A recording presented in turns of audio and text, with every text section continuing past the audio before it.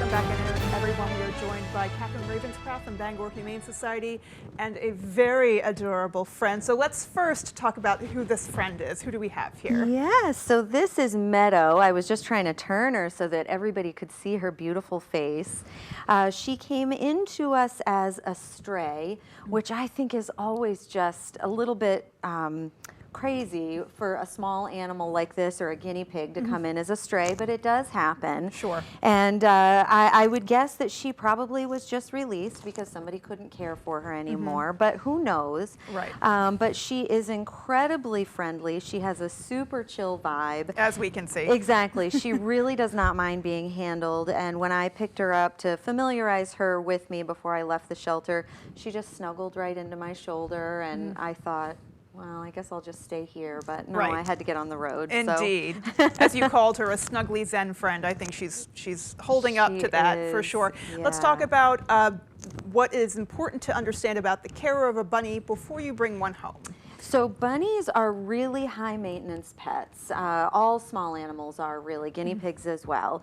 But bunnies need a lot of maintenance in terms of keeping their kennels clean. Sometimes they will box train themselves, but most of the time they just kind of go wherever they want to. So that needs to be cleaned regularly. Okay. They need lots of fresh hay. They need fresh vegetables in addition to pellets. You need to make sure they're watered. And bunnies actually are very social creatures, and they prefer to have a friend. So if you have one bunny, it's a good idea to have two. I mean, we're all about the twofer here, especially when it comes to our fur friends.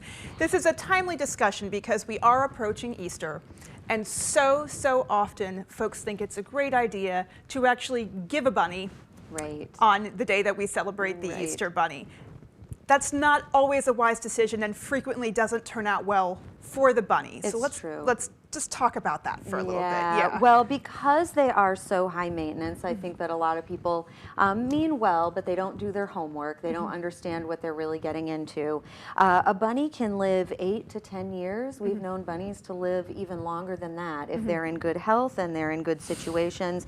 So it's really a long-term commitment. Yes. Also, bunnies, it's important to remember, are prey animals. So they are scared a lot of times of very young children who haven't developed, boundaries and an understanding of all the savvy handling skills. Exactly, yes. that small animals need. So there needs to be an adult who is going to say that the buck stops with them, whether that is the kennel cleaning every day or making sure that they get to the vet once a year, or whatever the needs may be. Supervising the bunny time to make sure that bunny is handled respectfully. Yeah, because they are creatures that live out in the woods, and they like to dig and they like to roam, and so they can't really live their whole lives in a kennel. They need to be given space to run around and exercise just like you would a dog. At the same time, though, you talked about her being a stray and the likelihood that she was just released into the great wide open.